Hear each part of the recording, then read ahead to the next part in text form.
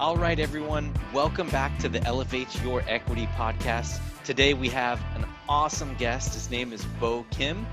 Bo is a buy and hold real estate investor based in Southern California, and he has been working in the accounting industry for the past 7 years. And he got his start in real estate investing by house hacking his primary residence in Orange County. And since then, he's picked up 63 units across the Midwest in many markets, including Kansas City, Indianapolis, and Little Rock, using all types of different methods: seller financing, the BRRRR strategy, using HELOCs on a primary residence, delayed financing, and private lending. Bo is also the host of the Bigger Cash Flow podcast, a show aimed to help newbie real estate investors take back control of their finances. He's an avid writer on his blog, where he shares tips and tricks on achieving freedom from time, location, and money. And it was an absolute blast having him on. We learned so much. What did you think about this, Sophie? He was just dropping wisdom bombs left and right, and especially when he shared about his relationship with his wife and his journey investing with her from the very beginning.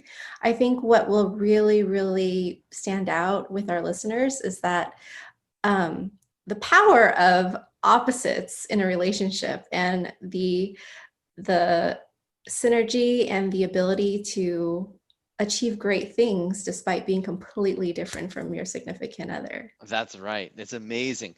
We cover it all on this podcast too. We talk about the marshmallow theory and why that's important in investing. And we also talk about discipline and repeated compounded decisions over time, and how he built his portfolio up from the beginning, from even being a little kid, which is an awesome story about, his parents having the landlords come over and trying to collect rent from the house that they were living in. Just a beautiful story. And you can tell this guy is working really hard.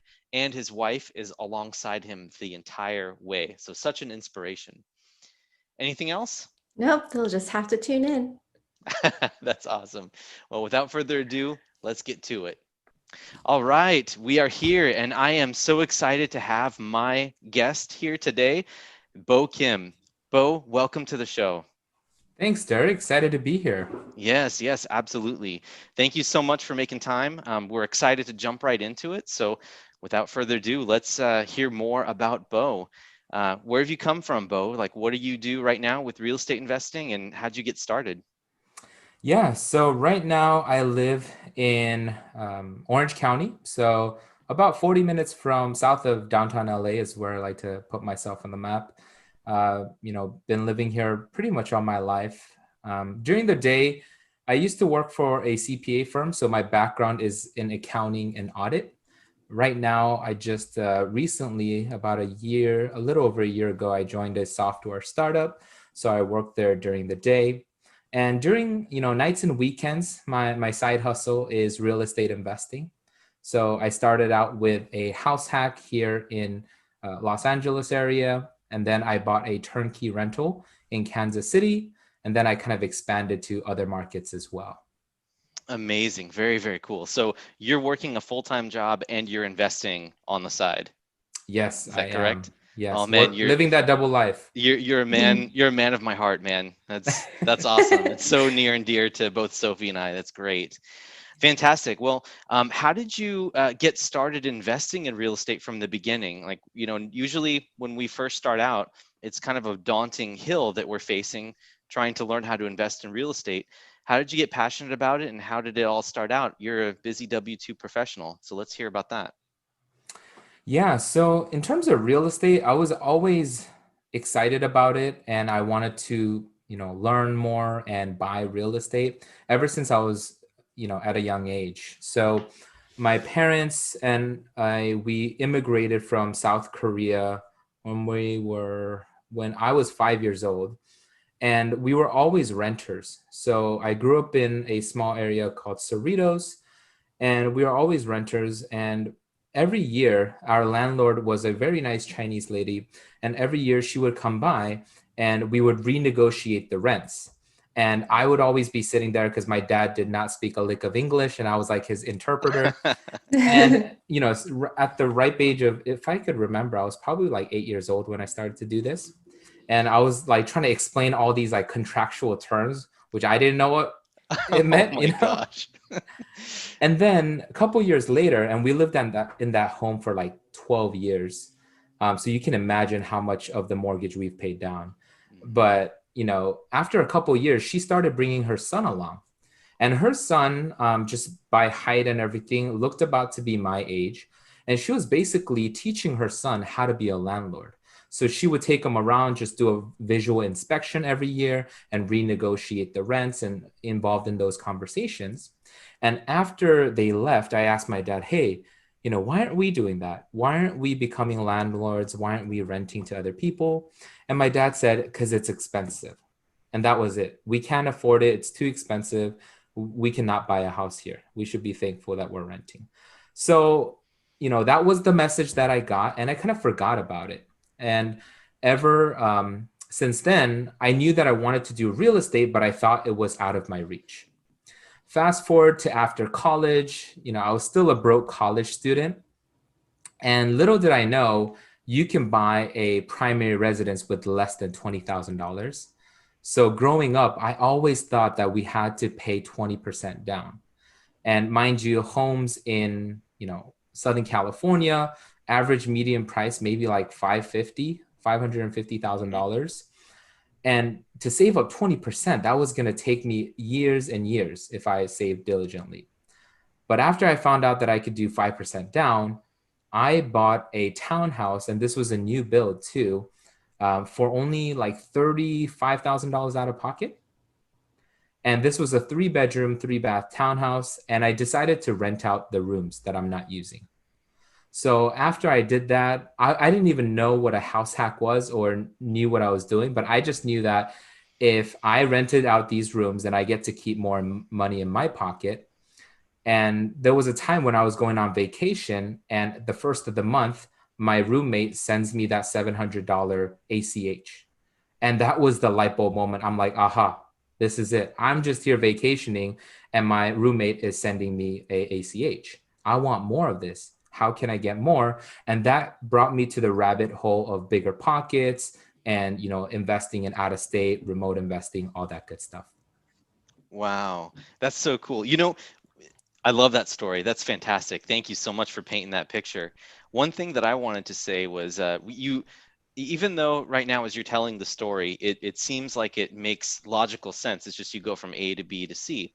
But for someone like me, my parents, when they were growing up, like all they knew was to do 20% down. And so that was everything that was in the culture in my family, right? And so what I want to know is, how did you know to even look? I know you had you had something going on when you were younger. You had this experience with the landlord and the landlord's child, but how did you know to even look that, it could be 5% down? And then how did you have the idea to start putting tenants in at the same time? Like where did all of this come from? Yeah, so I think that that's a key lesson for, your listeners as well, is that I didn't know what I didn't know. So one thing that, looking back, I felt like I did a good job in was I didn't know all of the different options out there or how to execute. I just knew that if I wanted to get to point D, I at least needed to move forward and get to point B so that I can see point C and then go to point C and then eventually go to point D. So that's always been kind of like my motto, is like continue to press forward and go as far as the eye can see. And then once you get there, you'll be able to see further. So with the 5% down, it was just trying to be resourceful. And when you're broke, you have nothing else but to be true. resourceful. That's so true. And yeah, I didn't have a lot of money, and I just started researching, and I asked around agents and brokers like, hey, this is my rent, and I'm renting a 1-bedroom apartment. Next year, they're trying to raise it another $150. But I heard there's some good programs for first-time home buyers or less than 20%, but it's still conventional. And then, I get more information, research, rinse and repeat. So, Bo, other than being broke, what were some of the other tough moments that you face on your journey from when you first started up until now? Can you share a few stories with us? Yeah, there's a couple that I can think of. I think, the first one is, I guess, with the house hack. I didn't know exactly what I was getting myself into when I was buying my first house. I was the first in my family to buy a house, first in my family to, do a lot of things basically. And I just took the risk. And looking back, it wasn't a bad purchase because, as they say, a rising tide raises all boats. So in California, I didn't buy in the best area, but somehow, you know, I threw a dart and it still went up in value. So it was okay. But looking back, I think I should have done a little bit more due diligence in the area and making sure that I began with the end in mind. So that was a little bit scary looking back where I could have potentially lost money. Mm. But I did mitigate a lot of that by renting it out and keeping more money in my pocket each month. And we could talk more about this. Is my first out-of-state investment. This is a turnkey that I purchased in Kansas City 3 years ago. And I ended up losing $10,000 on it. Oh, love those turnkeys, Oh right? man. Yeah. It was my first property and, it just definitely left a bad taste in my mouth. And a lot of people ask me, like, I talk about this on my show as well.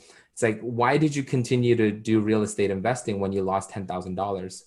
Well, being the, progressive guy that I am, I already bought three by the time a lot of the bad things happened from the first one.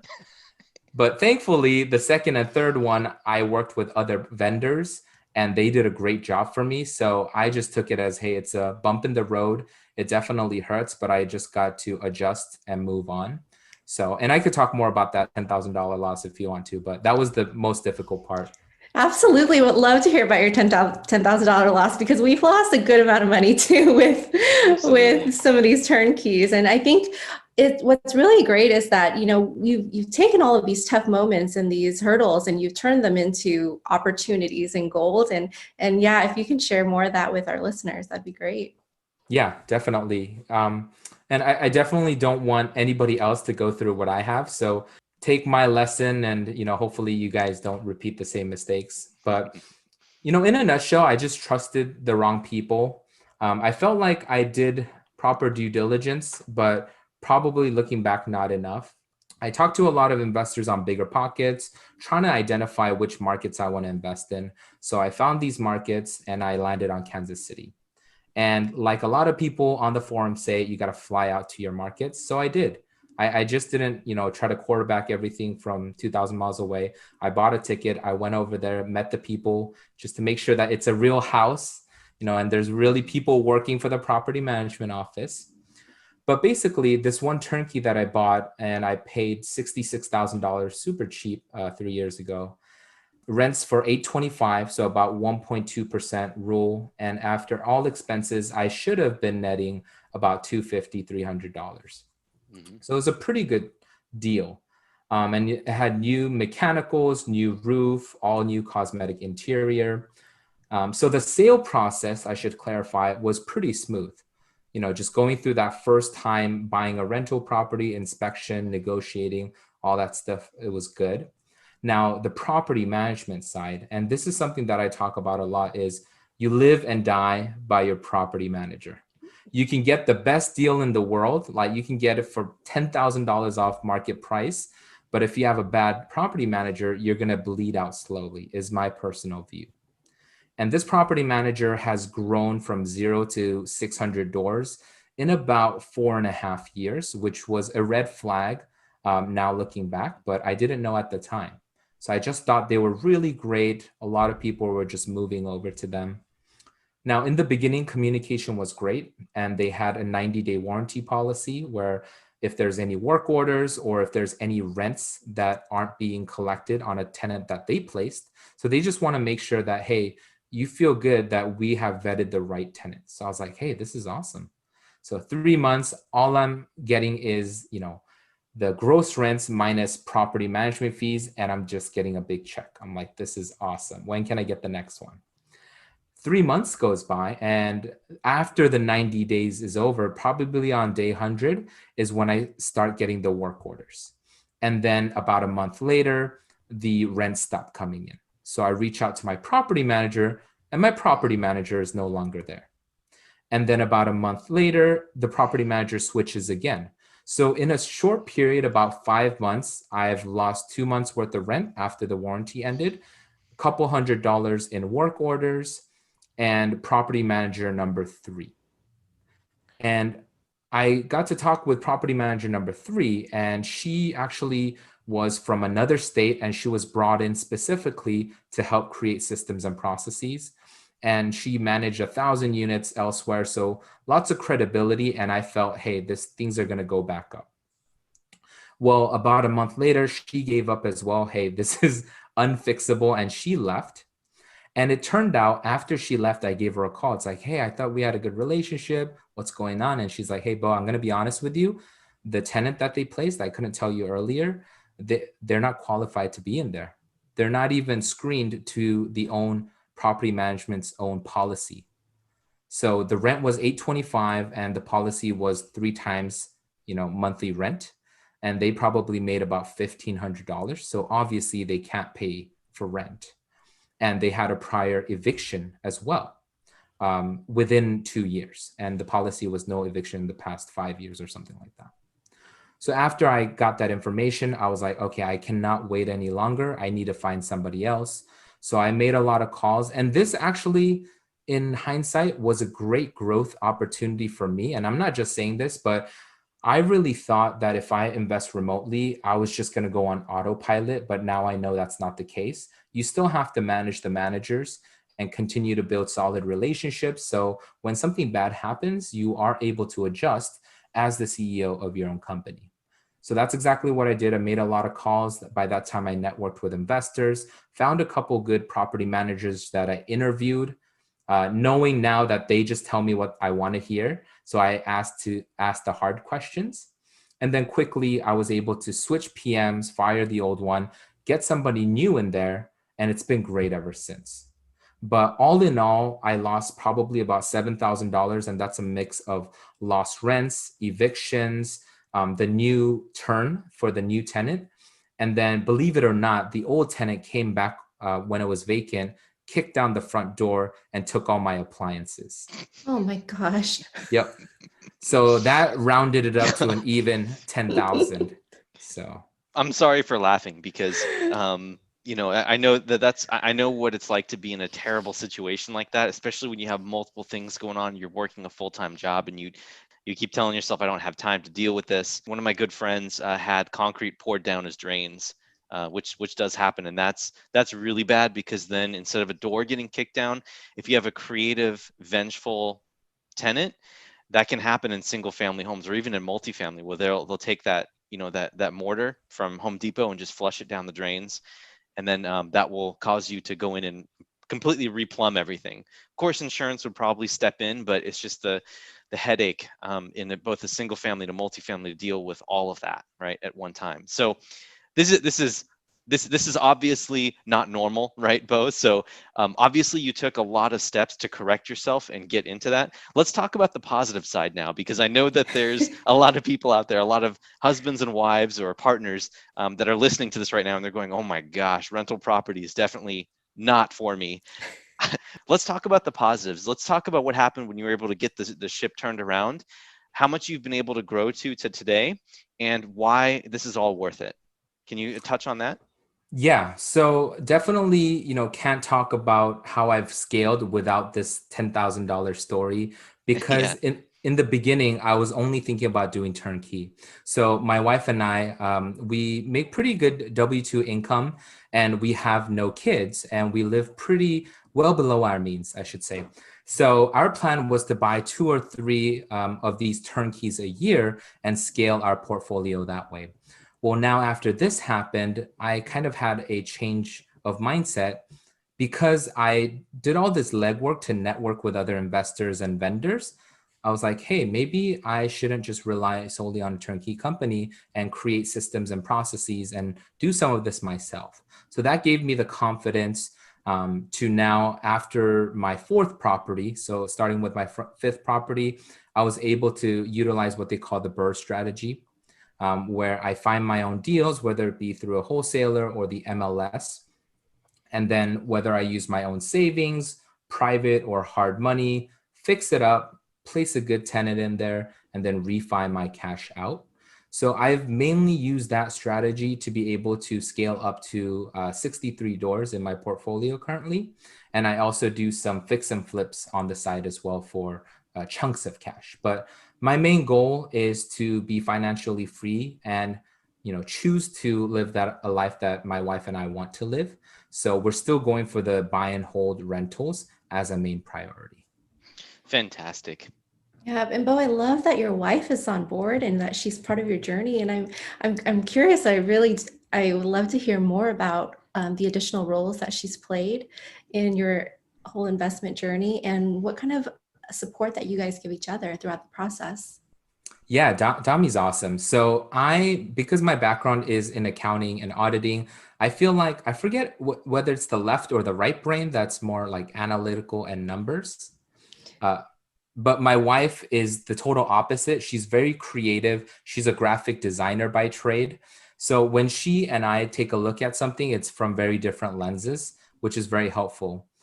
So you can imagine when I was first starting on date night on a Friday, and this is true story, I would get a bunch of work orders saying, "Hey, your basement is leaking," and this is like that month 5 or 6 with that first Oh, turnkey property. And I was just feeling super down, and I don't even know what to tell Dami because like, honey, like we're losing. Literally, money is going down the drains. But I told her, and she was very supportive. And she's like, "Hey, in the beginning, we set aside X amount of dollars, and we said, no matter what happens, we're gonna give it a try. And if it works out, great. If it doesn't, it's not the end of the world. We'll do something else." So that really encouraged me to continue to press forward. And then after I got a couple houses under my belt, my wife asked me, "Hey, for a living, I do branding, logos, I create websites and all of this. You should do something to tell your story and make sure that other people don't get burned." And I always kind of wanted to do some blogging on the side. I liked writing. I was going to be an English major when I was younger, but I changed course. So I was like, "Hey, that's a great idea." So she's really supported me from that route, using her talents to help our business. I like the relationship management, investor relations, and underwriting the deal, all that jazz. And my wife is helping me with all the branding, media, marketing, all that stuff. Oh, that's fantastic. I love to hear it. You guys sound like a power couple. How do you guys communicate how you want to scale? Like specifically, do you guys have like date nights to talk about that? Or, tell us more about that. Yeah, so we try to, take a page out of, Brandon Turner's book. I think he and Heather, his wife, once a year have like a date night and set all their goals. And, we try to get together and say, "Hey, this is where we want to go." And they could be very stretch goals, like in 10 years, hey, we want to do this. In 5 years, we want to do that.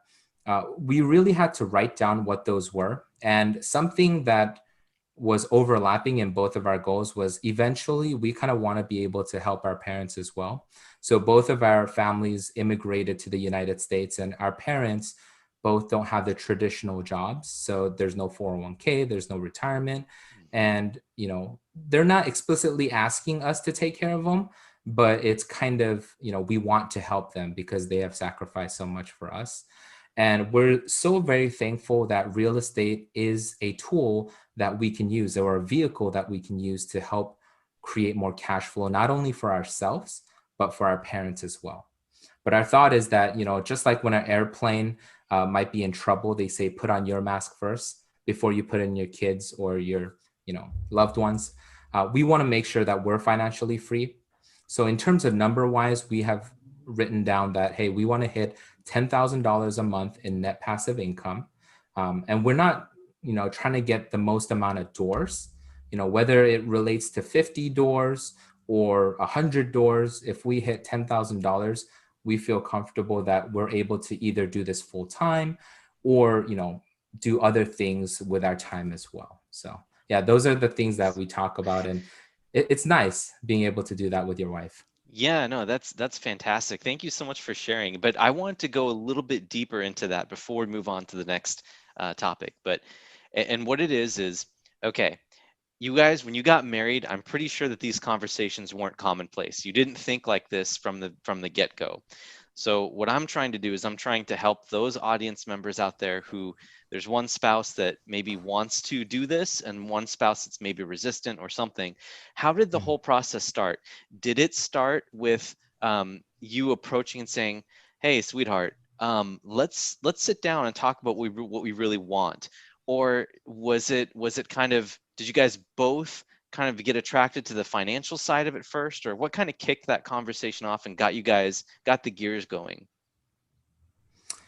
Yeah, that's a good question. I think one thing, if I could definitely pinpoint, is that neither my wife and I were really materialistic, or we don't come from money, so we don't really have a lot of wants. So that was a good start for both of us. Is we always saved, and we didn't know what that saving was for. Probably Yeah. before we met, we decided to do real estate investing. It was probably that we just wanted to save to buy a primary residence. That's all Mm-hmm. we knew, right? So Mm-hmm. if you buy a primary residence, that's your biggest asset. That was our understanding. So that's what we used to do. But then after we found real estate investing through the turnkey, I first found it after reading Rich Dad, Poor Dad. And then I shared it with my wife. And that's where we talked about, hey, you know, it sounds scary. It looks like there's some risk involved and it's out of state. So for those reasons, how about we save X amount of dollars? And this is just for you. So what we do is both of our incomes go into one bank account, and that we pay all of our expenses, and then we put the remainder in our savings. And these are, automatic every month. Now we created another savings where it goes for real estate now. And once I hit $20,000, that's when I bought my first rental property. Now that was with the agreement. My wife said, hey, if this works out, great, we can do more. If it doesn't, then we're going to have to revisit and see what we want to do. But before month 5 hit, where I started losing money, she was like, hey, this is pretty good for the first month. We're getting rent checks. So, Yeah. why don't we buy some more? Yeah. And another reason for that was we went on vacation. We love to go on vacation. I think 2018 and 2019, we took about 9 trips. And that was when I had the Southwest Companion Pass. If you guys don't know what that is, it's I've fantastic. heard of it. It's like a, Yeah. yeah, it's like a buy one, get one free. So I was like a, what you call like a travel hack person. Like I loved using different credit cards to Mm-hmm. get points. I had like 500,000 points that I used for free travel. And as we continue to travel, I would keep telling my wife, it's like, hey, I know you're not 100% on board with the real estate investing yet, but can you imagine if we have enough rental properties and we can do this like traveling thing like every other month? And I think I kind of continued to plant that seed and showed her with me just working so hard, because I literally grinded like nights, weekends, and early mornings. Like I would wake up at 6 o'clock, and I'm not a morning person. And my wife is like, what the heck's going on? Bo's Yeah. waking up at 6 and making calls to turnkey providers in Memphis. Like she doesn't even know where Memphis is. Like what's going on here? And through all those reasons, like travel, me working so hard, and us defining our goals and setting aside money, I think I was able to get her more comfortable with the fact that we're doing this for our future. I don't know if I kind of rambled on there, but hopefully that kind of paints a picture. I Well, that think you, was great. yeah, Yeah. yeah, I think you got it. Sophie, did you want to ask him anything about that, how that process went, or did you want to draw any parallels between us? Well, one thing that I also wanted to ask you, Bo, is like Derek and I, from the moment we met, we really were interested in self-improvement and self-development and just learning about how to elevate our mindset in general. And I'm wondering too, how does that look in your relationship with your wife? Yeah, I'll be honest. I am a self-help like junkie. Sometimes it's bad, like because all of my books in my bookshelf are just about business and self-help. And my wife she's more artistic, and she kind of likes to read, fiction books as well. From those elements, we're kind of different. I was the one who in the relationship that kind of kept pushing. I would go to like the weekend seminars, before real estate, go to a lot of like self-help seminars and stuff like that. So I think through that, I was able to slowly get Dami involved and trying to see, my what I see.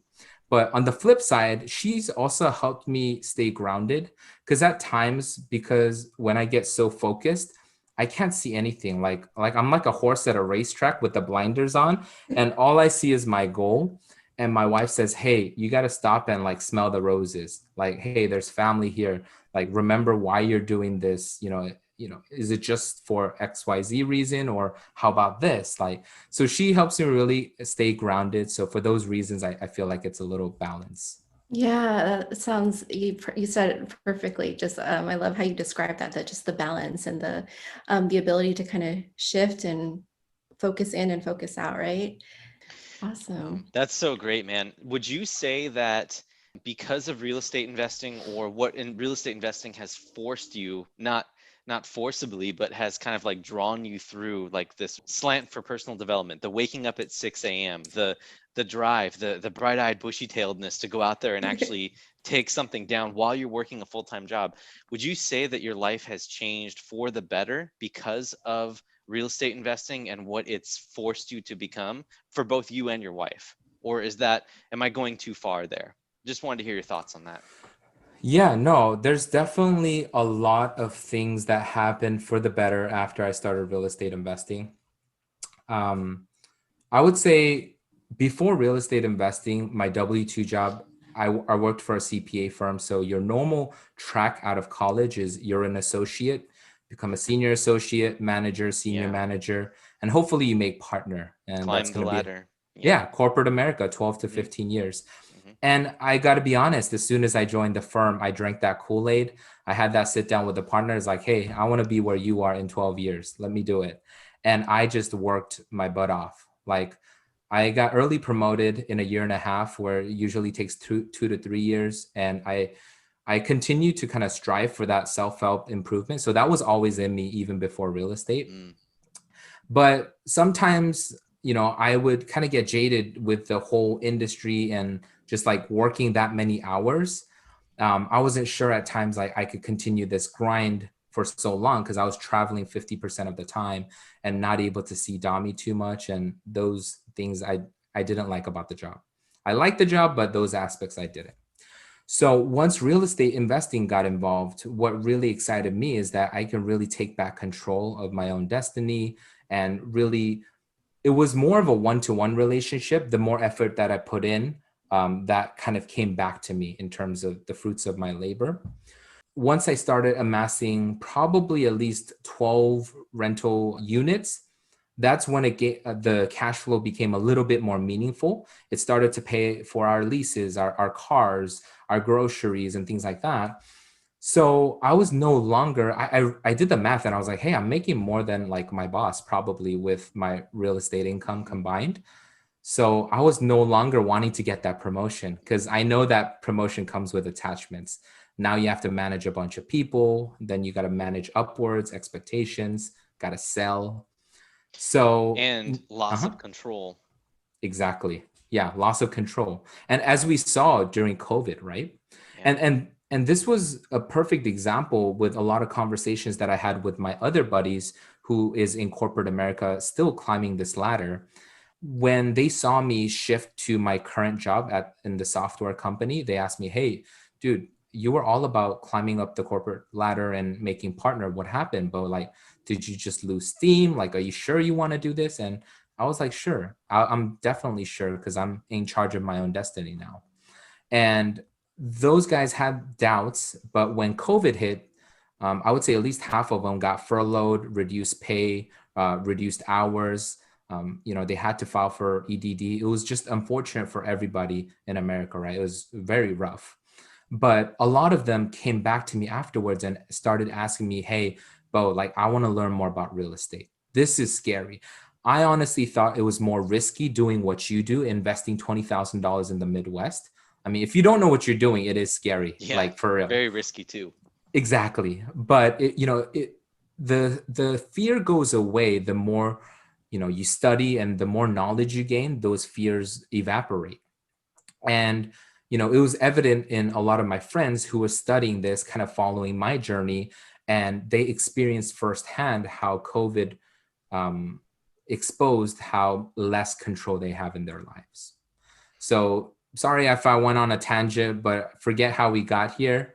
But basically, yeah, that's kind of my journey. No, that's amazing, and thank you so much for taking us down that path, because I picked up a lot of good nuggets out of that.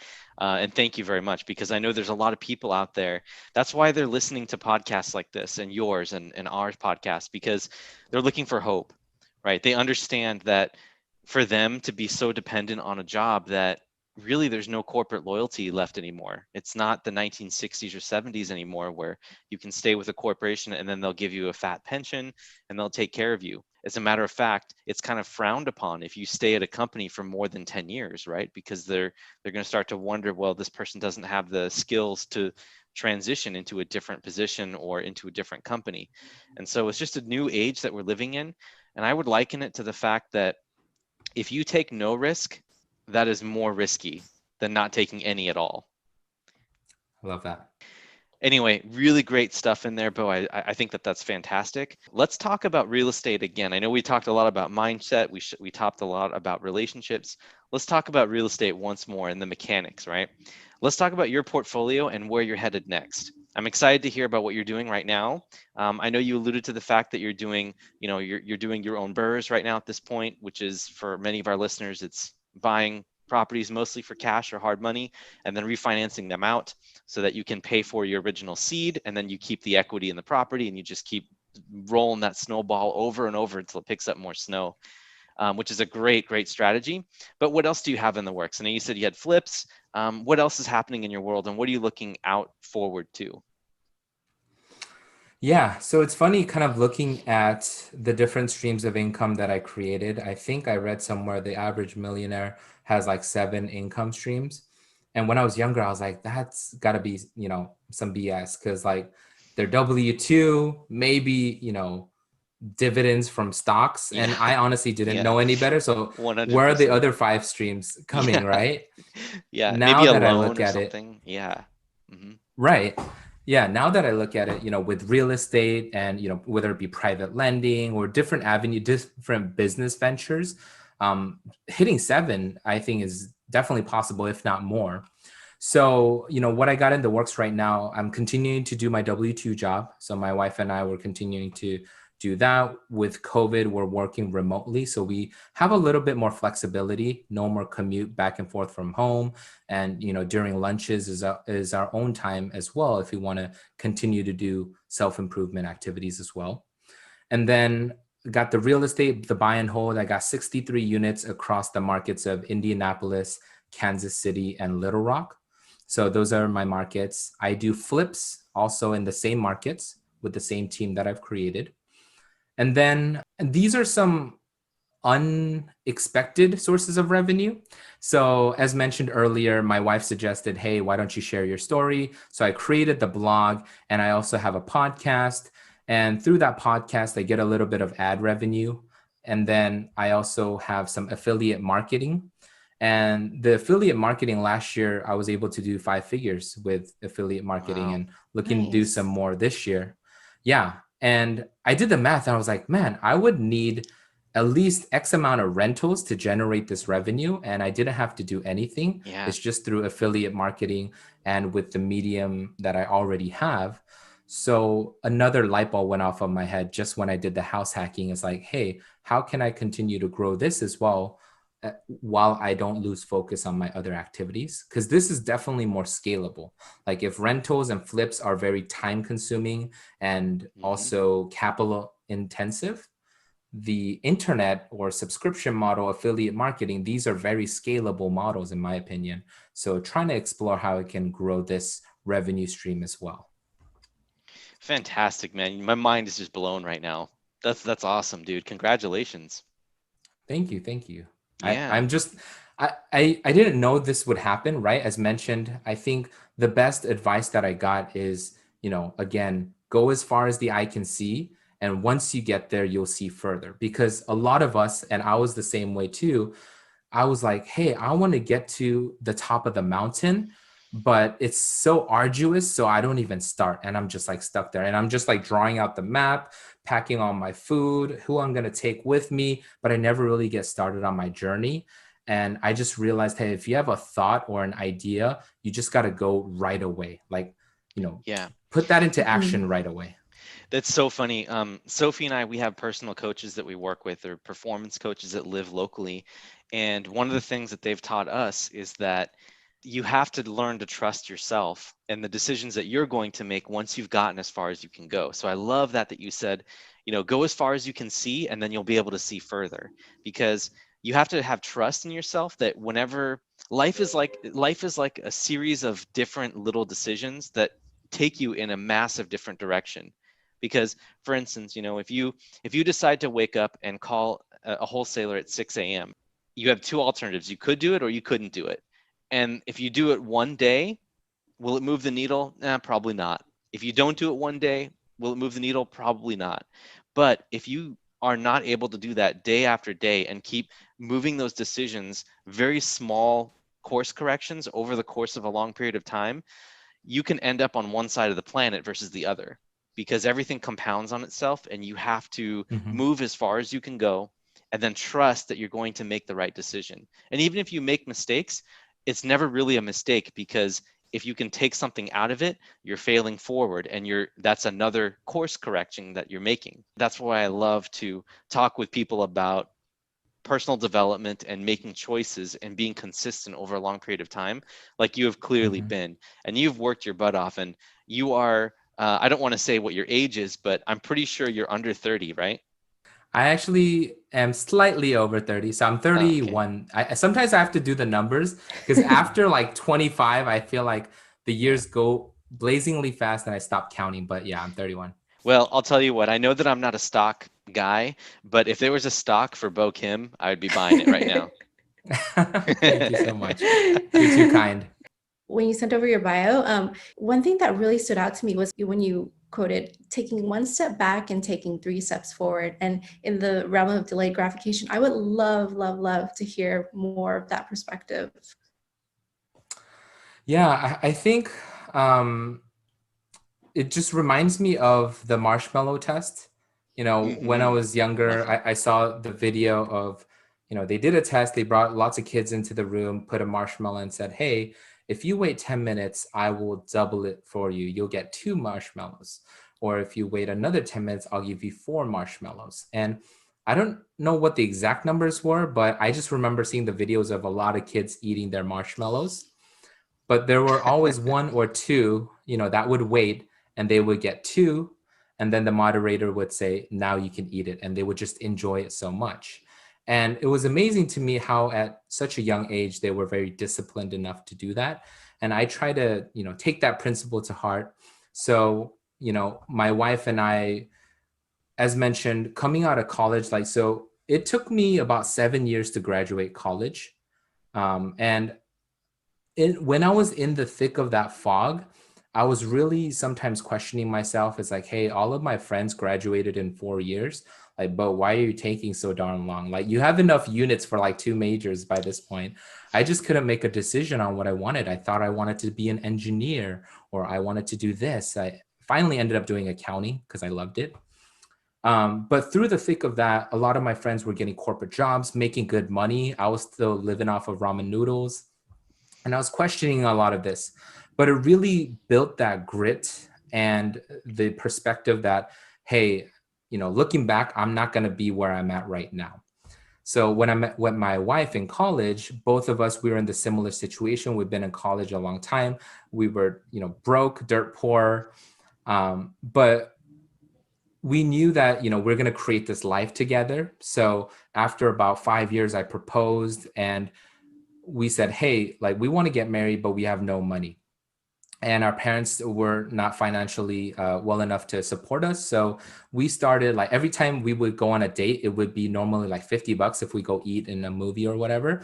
We would just get like a small meal and then throw in $30 for the wedding fund and things like that. It helped us build habits, kind of like what you mentioned earlier. Like it's those little habits that compound.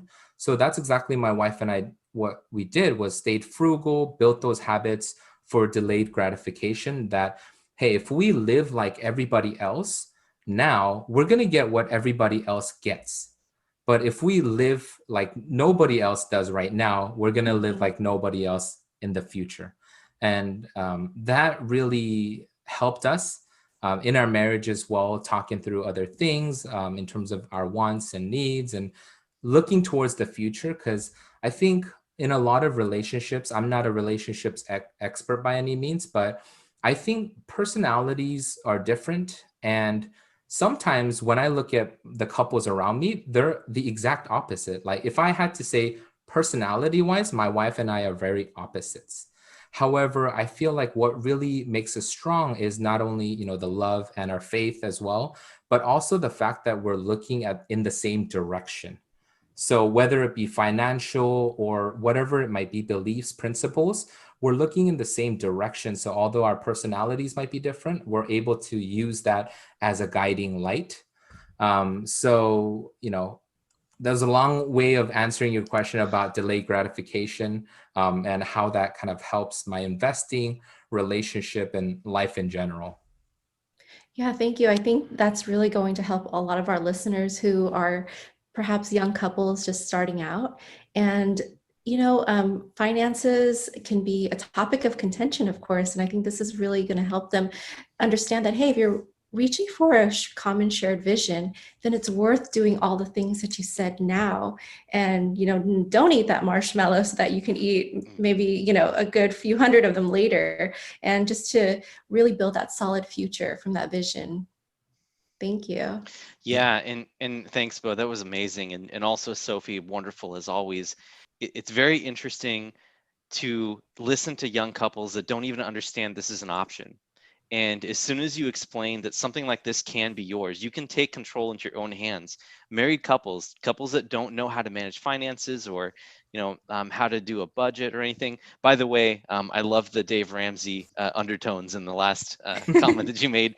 I was recognizing a lot. It was like flashing back to me. But but no, I think it's all about providing hope and even providing options. So people, amazing people like you and your wife that have built this amazing empire, if you don't mind me saying so, of rental properties around you. That's like a fortress that allows you to basically make more choices than most people can.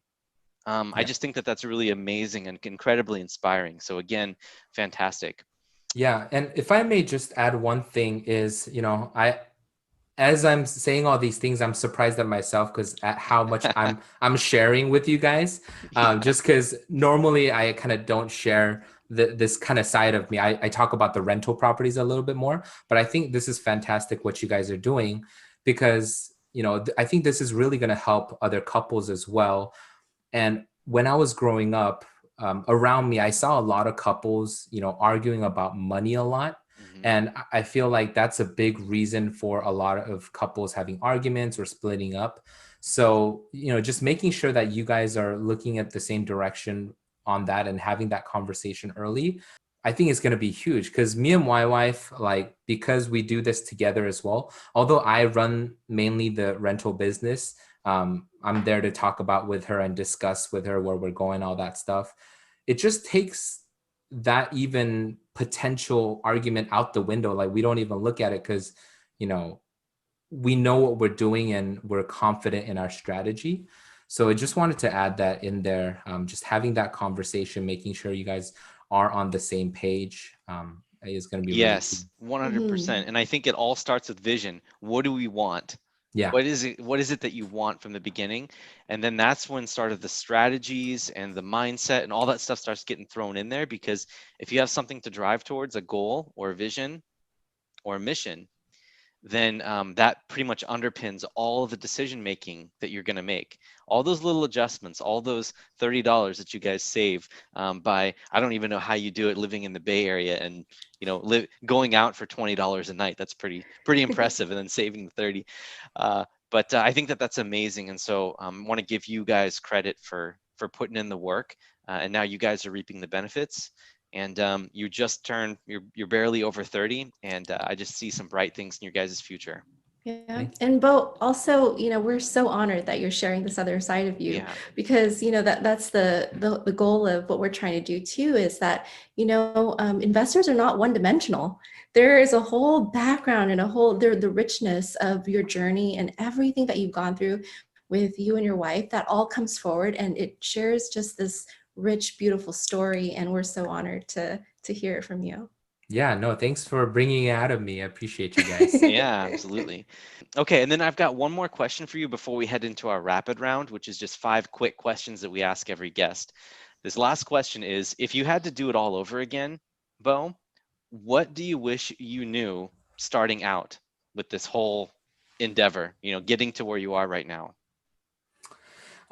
If I knew what I know now and start over, I would say definitely think bigger, because when I started out, there was a lot of that mentality growing up, like, hey, we can't do this, instead of how can I do this? And Brandon Turner says this a lot. I respect the guy on Bigger Pockets. Is that I really had to work at changing that mentality, because I grew up in a, turn the lights off, turn off the water, we got to save utilities. But nobody really saves their way to wealth, right? So I had to really work on my abundance mindset, and it took me a while, but now I feel like I have slowly, am growing that piece of me. I wish I would have definitely thought bigger and planned it out. But in hindsight, you can only really, connect the dots, like you alluded earlier, Derek. You can only connect the dots looking backwards. So you have to really trust in yourself. I think Steve Jobs said this, that when you're making those decisions, you have to trust that in the end, those are all going to connect and come together somehow. So I would say, I feel like I'm speaking out of both sides of my mouth here, but taking those small steps and going towards your goal, but also thinking bigger and having the confidence in yourself. I think that's what I would tell myself. Excellent. Did you want to say anything to that? No, I'm literally just soaking it all up, soaking Yeah, up I all know. your wisdom, Bo. all this gold, man. It's so great. Thank you so much. All right, well, let's go ahead and head into our rapid round here as we close out the interview. We love having you on, Bo. Like, we love your energy, and again, thank you so much for sharing everything. You're helping out so many people out there you don't even know. Thank you. All right, so question number 1 is, what book has had the biggest impact on you and why? The book it's not real estate investing. Oh, can I actually pick 2? You can. Okay, thank you. One that many of us probably talk about, which is the Purple Book, Rich Dad, Poor Dad.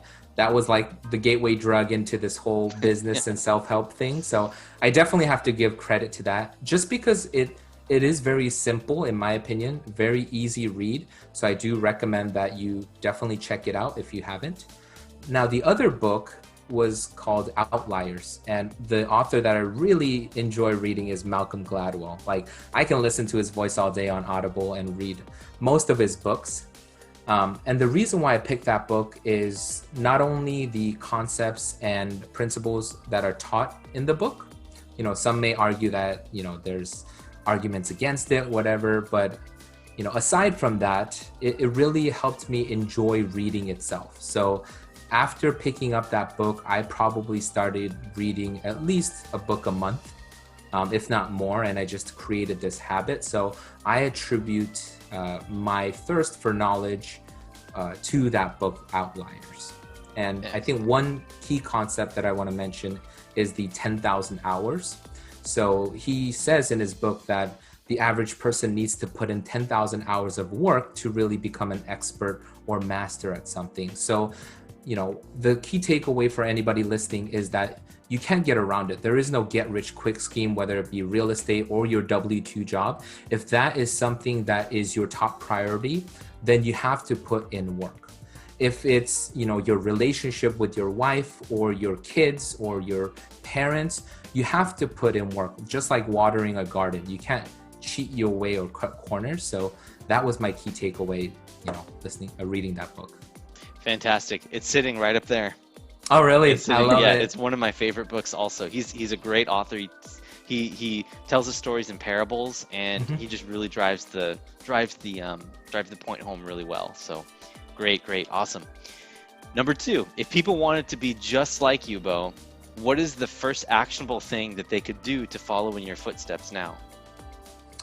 Ooh, they want to be just like me. I would say this is a very shameless plug, but I would say, listen to this podcast about my story, and whatever nuggets you get out of it, look more into it, like research more in that element. So my principle has always been never to recreate the wheel. When I first started real estate investing, there was a nurse, and this isn't a guru. I'm not saying go follow Grant Cardone. This was a nurse living in the Bay Area. His name's Joey. Shout out to Joey. He had about 22 units of rental properties. And I just Facebook messaged him on like Christmas Eve or something. And he responded back.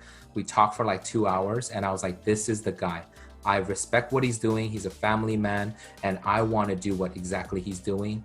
So I didn't recreate the wheel. I talked to his vendors. I invested in his market of Indianapolis. And the story's history. And of course, I've made it my own thing and I've pivoted since then. But, for your listeners, if you want to do what I do, just follow my footsteps and don't recreate the wheel. Beautiful. Very well said. I couldn't agree with you more. Excellent advice.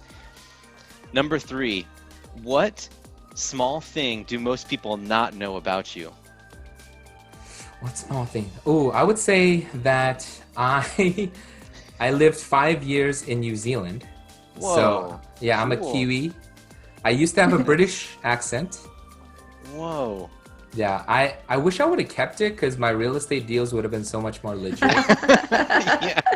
I bet you like sellers would have been trying to sell to me because, hey, this guy has a British accent. He's legit. That's so cool, man. Very Yeah. cool. I would have also I like your podcast already, but that would have been an extra cherry on top if you had an accent there. All right, number four, how do you like to unwind and restore your creative juices? Yep. So I love to read, as mentioned. I love watching my local sports. I'm a huge Laker fan, so I love watching basketball games. And I also love to play the guitar and sing. So I used to lead the worship band at my church for many, many years. So, from time to time, I would just bust out the guitar and my wife and I will like sing songs. And yeah, that's how I kind of relax and unwind. Great. You're a man of many talents. Oh, no. All right, number five, last question. Is there something special that you and your spouse like to do together? We just love to travel and like making GoPro movies.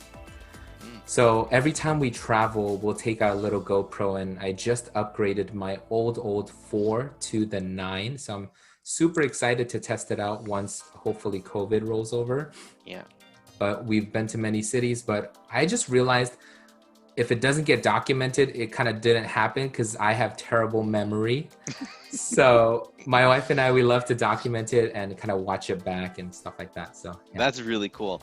That's what I want to do with Sophie. I keep telling her, let's get a GoPro and let's go wingsuit jumping off of in New Zealand, and, she's very supportive, but she has some concerns.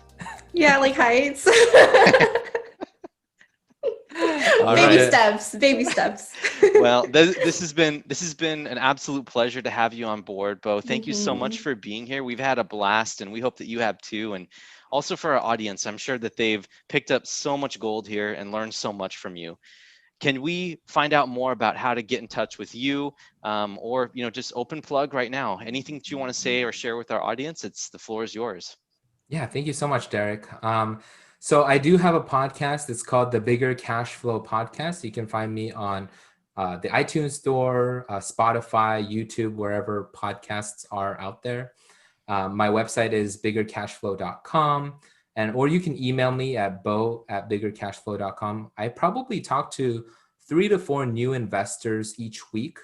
I try to leave some family time, but for 15, 30 minutes, if you reach out to me via Bigger Pockets or my website, and you just want somebody to be a sounding board and get some ideas, I'll be happy to pay it forward because I got a ton of help when I got started. So yeah, feel free to reach out. Likewise. Awesome. Well, very, very good. Bo, thank you for sharing the other side of you that you don't normally share. Yeah. And I'm sure that you've been such a great influence on a lot of our listeners, just all of the wisdom and all of the gems of advice that you've shared with us today. And just want to thank you for all of that. Thank you, Sophie. Appreciate it. It was awesome. All right, cool. Well, thank you both so much for being on board, and everyone out there listening, thank you so much for listening. And you guys have yourself an awesome day, and go write those goals down. Take care, everyone.